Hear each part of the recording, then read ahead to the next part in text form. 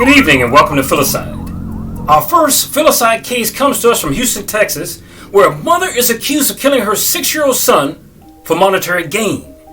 Miss Ashley Marks, aged 25 years at the time of her arrest, and a Texas mother too, took out 2 life insurance policies on her 6-year-old son, Jason Sanchez Marks, before giving him a lethal cocktail of medications and over-the-counter drugs that caused him frightening hallucinations before he died. Prosecutors with the Harris County District Attorney's Office alleged that Ashley Marks repeatedly drugged her son that June. Miss Marks was charged with capital murder and was held without bond, as probably she should have been. Now, Ashley Marks had taken out 2 life insurance policies, each worth $50,000 for her son, and she was the sole beneficiary, investigators said in court documents. So it was just for her. Now, Ashley Marks had taken out the 2 life insurance policies, as I said, and she was the sole beneficiary. Why?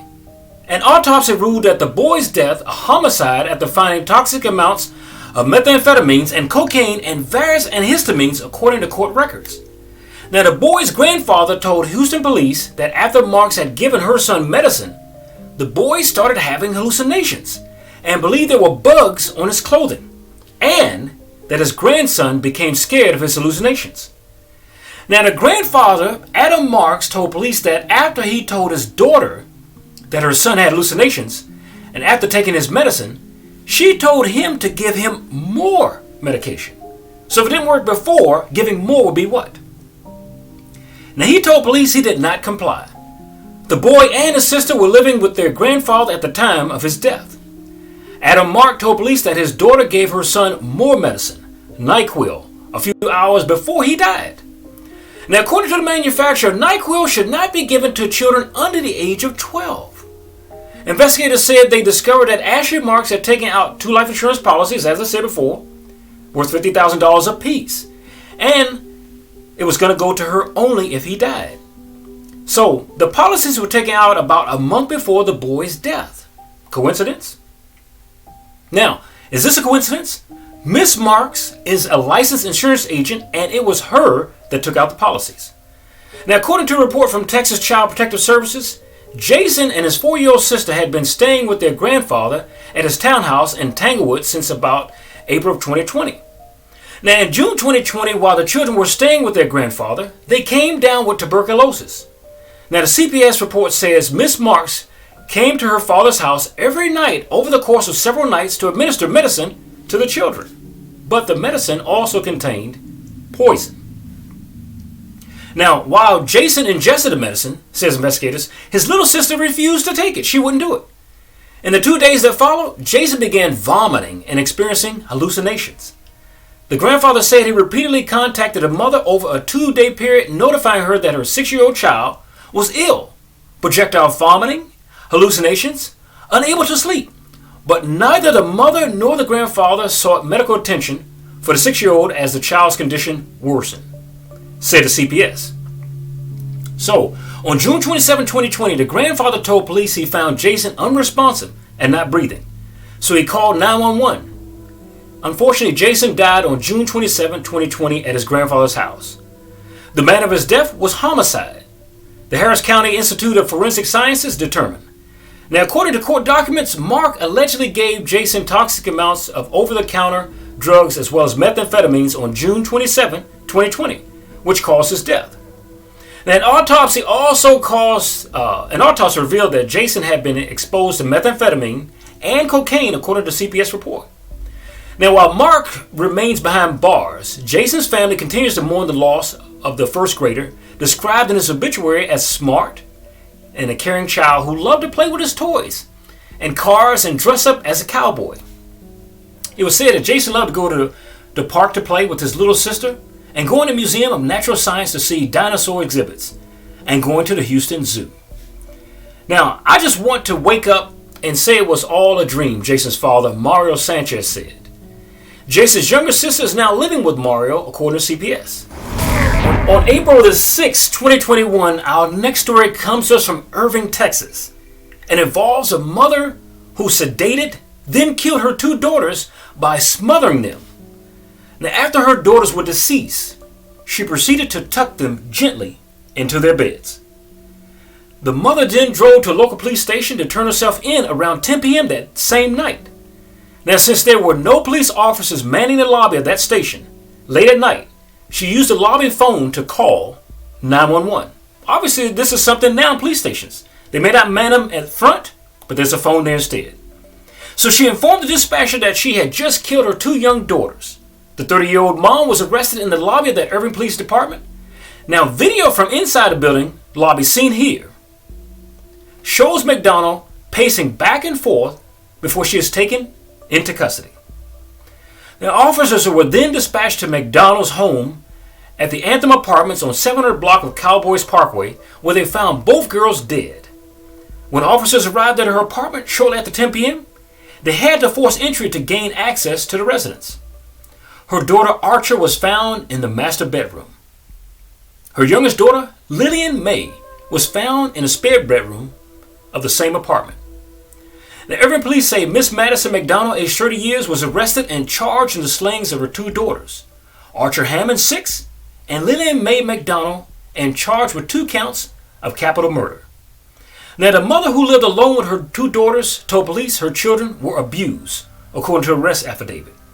Now, as a result, McDonald's claimed that she would do anything to protect her children, including eliminating them. Our final story in issue 1 of Filicide comes to us from Los Angeles, California, where a Southern California woman killed her 3 young children, leaving the father of those children devastated over the loss. Now, according to the DA's office, Miss Carrillo is accused of killing 3-year-old Joanna. Imagine, she's 3 years old. So this time we're killing 3 children. A 2-year-old Terry and 6-month-old Sierra on April the 10th of this year at an apartment in Reseda, California, before fleeing the scene and being taken into custody in Tulare County. Now, this case is still fresh, so investigators are working the case to establish a motive after the bodies of the children, age 3, age 2, and age 6 months, were discovered by their grandmother when she returned home from work Saturday morning to their apartment in Los Angeles. Amazing. So according to police, the scene was so gruesome that some of the initial responders are now getting counseling.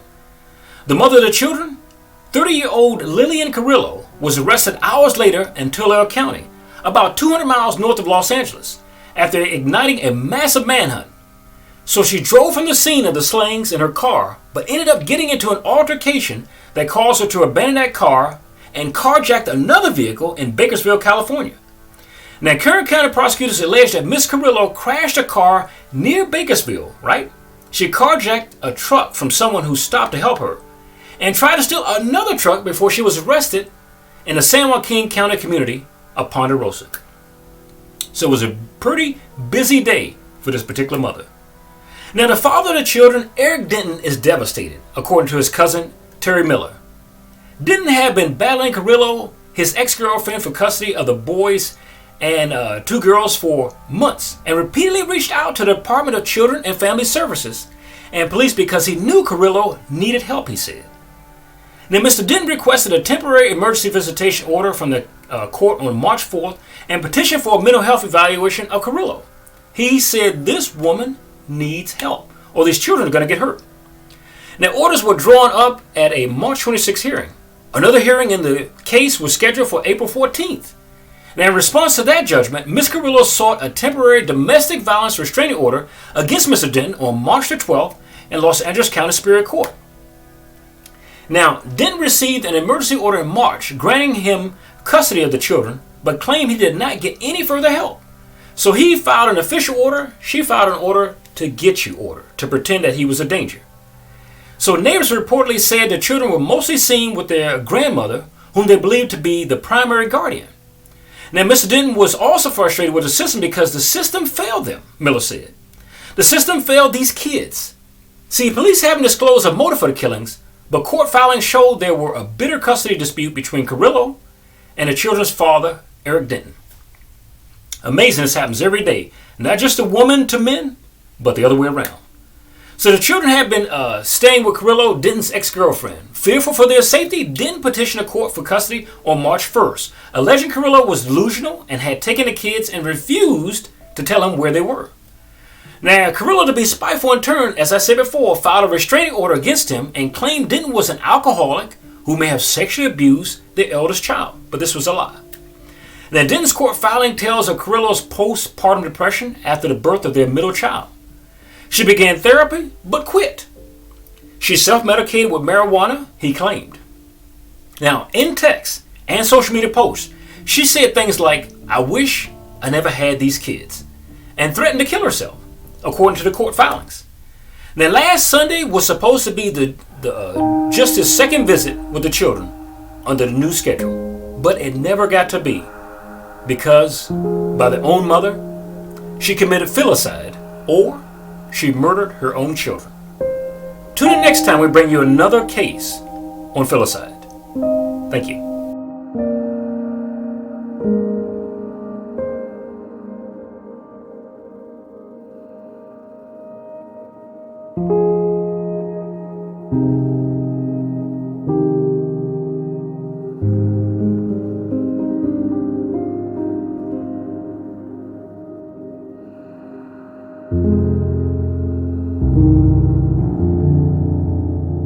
Ah!